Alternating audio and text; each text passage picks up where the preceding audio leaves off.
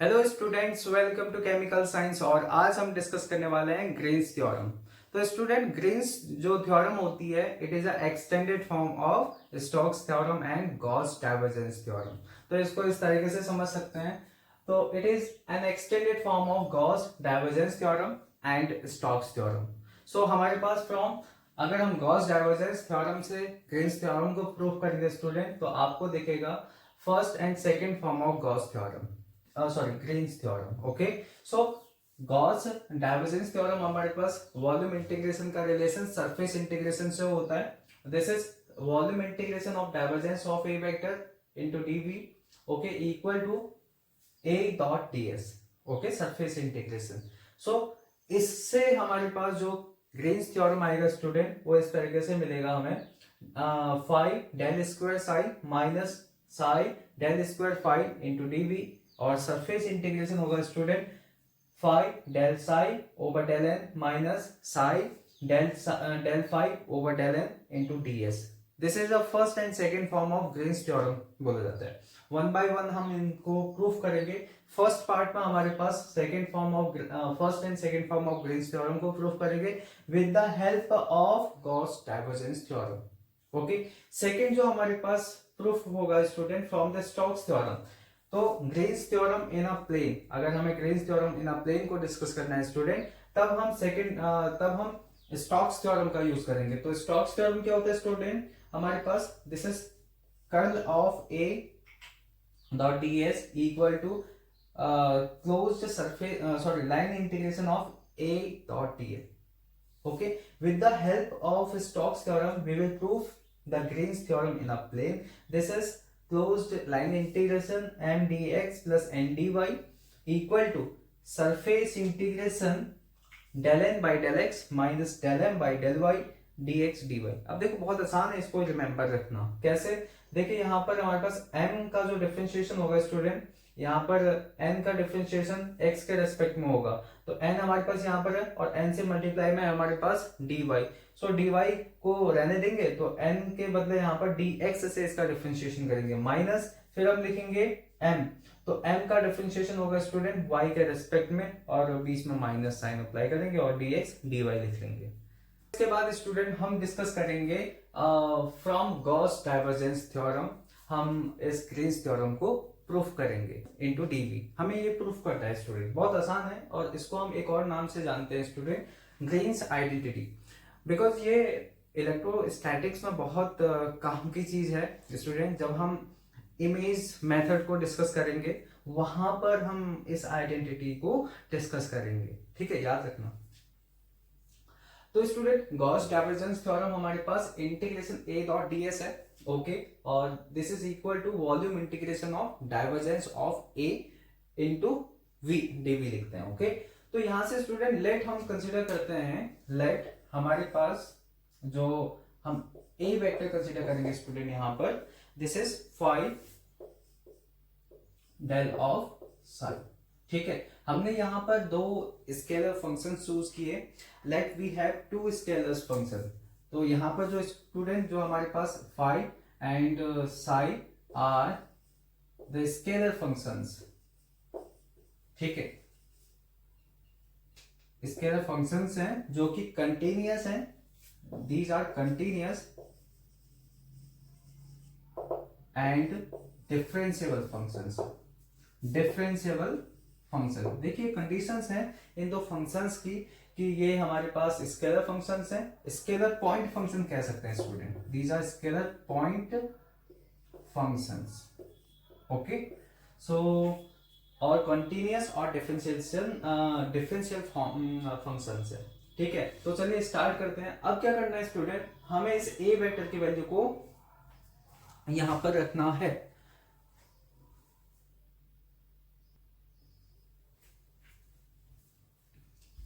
ठीक है, तो चलिए रखते हैं इसको इसके प्लेस पर। तो उससे पहले स्टूडेंट हम यहां पर कुछ मैनिपुलेशन कर लेते हैं, दैट इज कि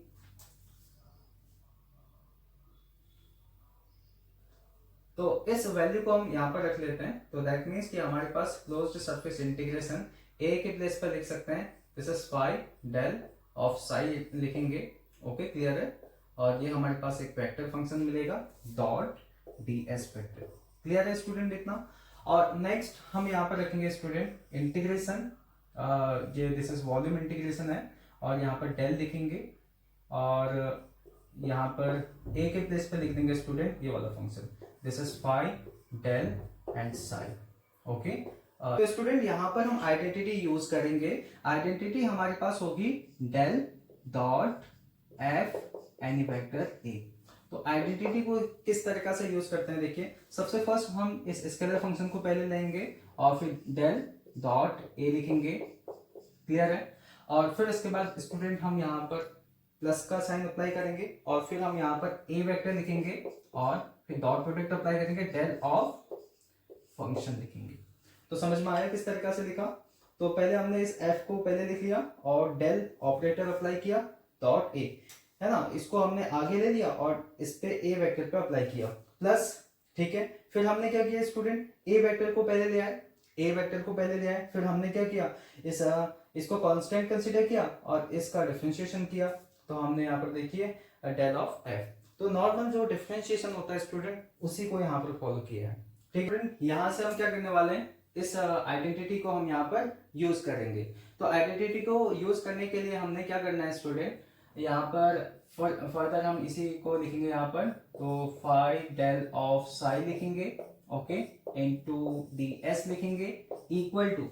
अब देखिए स्टूडेंट, जैसे हमने ऊपर अप्लाई किया था, हमने इस फंक्शन को, ये जो एफ स्केलर फंक्शन है, यहाँ पर भी स्केलर फंक्शन ये फाई है और इसको पहले ले लेंगे। तो स्केलर फंक्शन को पहले लिया और जैसे हमने फिर डेल डॉट करेंगे, फिर हम लिखेंगे स्टूडेंट यहाँ पर del dot del of psi करेंगे। क्लियर है स्टूडेंट यहाँ पर। फिर उसके बाद स्टूडेंट हम प्लस का साइन अप्लाई करेंगे और फिर उसके बाद हम लिखेंगे स्टूडेंट यहाँ पर ये जो हमारे पास, फिर हमने लिखा ए वेक्टर। ओके, सो ए वेक्टर मींस यहाँ पर हमारे पास आएगा स्टूडेंट डेल ऑफ साई, फिर यहाँ पे लिखेंगे स्टूडेंट डॉट प्रोडक्ट, फिर हम लिखेंगे del of phi, del of phi लिखेंगे। इतना क्लियर है स्टूडेंट। इस आइडेंटिटी को यूज करते हुए हम इसको लिख रहे हैं। तो यहाँ पे स्टूडेंट, यहाँ पर ट्रिपल इंटीग्रेशन है और यहाँ पर हम डीवी लिख लेते हैं। इतना क्लियर है स्टूडेंट। अब इसके बाद देखिए स्टूडेंट, ये इक्वेशन 1 कंसीडर कर लीजिए, दिस इज इक्वेशन नंबर 1। और अब हम क्या करने वाले हैं, ये फाई एंड साई का जो पोजीशन है उसको एक्सचेंज करने वाले हैं। ठीक है, एक्सचेंजिंग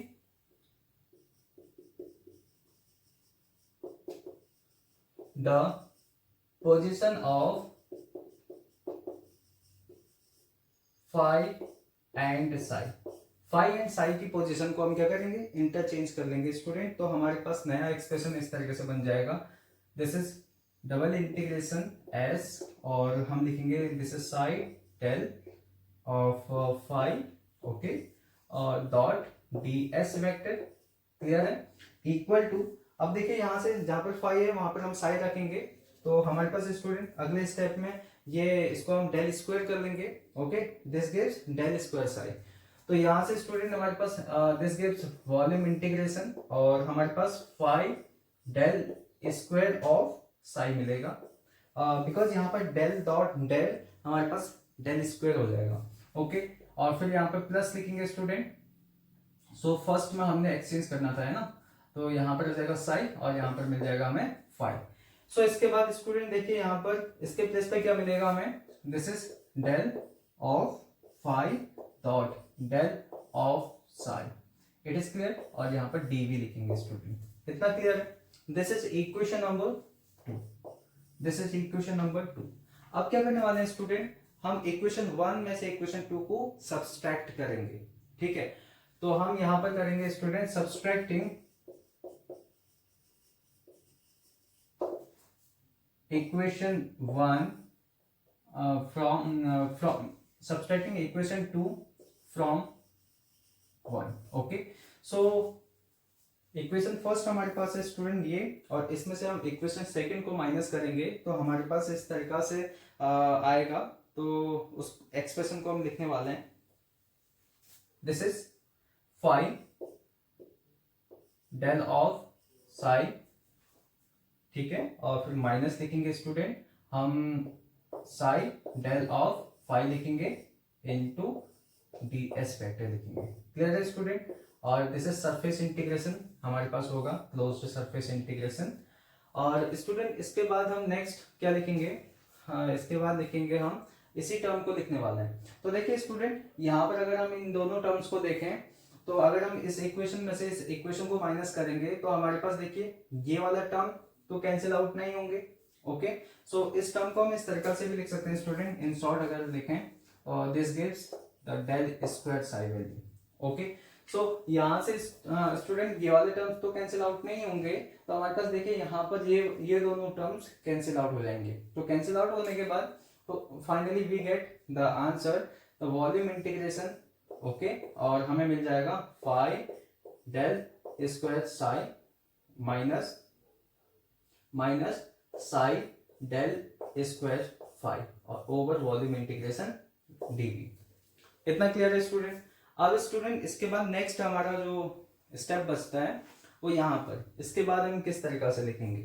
अगर हम देखें तो हमारे पास जो डेल ऑफ साई डॉट अगर डी एस वेक्टर करेंगे तो हमें किस तरीका से मिलेगा? And now the second one is, अगर हम डेल ऑफ फाई करेंगे विद डी एस वेक्टर के साथ तो हमें क्या मिलेगा स्टूडेंट? तो दैट मीन्स कि हमारे पास हम इसको इस तरीका से लिख सकते हैं, del psi del of phi over del N. Okay, दो वेक्टर्स का डॉट प्रोडक्ट है स्टूडेंट यहाँ पर, और यहाँ पर इसको लिख सकते हैं स्टूडेंट हम del of psi divide by del of N, because दो वेक्टर्स का हमारे पास डॉट प्रोडक्ट है तो यहाँ पर कोई डायरेक्शन नहीं आएगी स्टूडेंट। तो यहाँ पर इन दो प्लेसेस के प्लेस पर, यानी हम अगर इस D S dot D S vector को अंदर मल्टीप्लाई करें तो हमारे पास किस तरीके से एक्सप्रेशन मिलेगा स्टूडेंट, हम उसको देखते हैं। ओके, सो यहाँ पर स्टूडेंट हमारे पास आ जाएगा इसके प्लेस पर, अगर हम इसको रखेंगे तो फाइनली इसको हम यहाँ से रिमूव कर लेते हैं। ठीक है, तो finally we get the expression in this form. तो दिस इज सरफेस इंटीग्रेशन, और इसके प्लेस पर देखिए स्टूडेंट ये हमारे पास फाई फंक्शन है। ओके, और फिर उसके प्लेस पर हम लिखेंगे डेल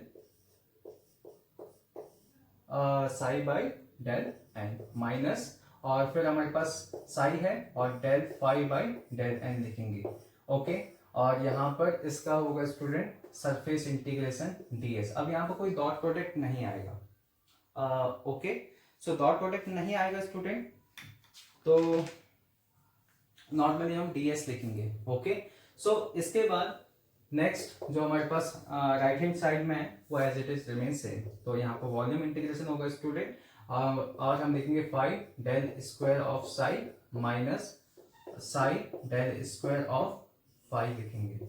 ओके, दिस इसका वॉल्यूम इंटीग्रेशन हम लिखेंगे, this is DV. It is clear? तो स्टूडेंट ये था हमारे पास ग्रीन्स थ्योरम, और इसी को बोलते हैं हम first and second form of Green's theorem.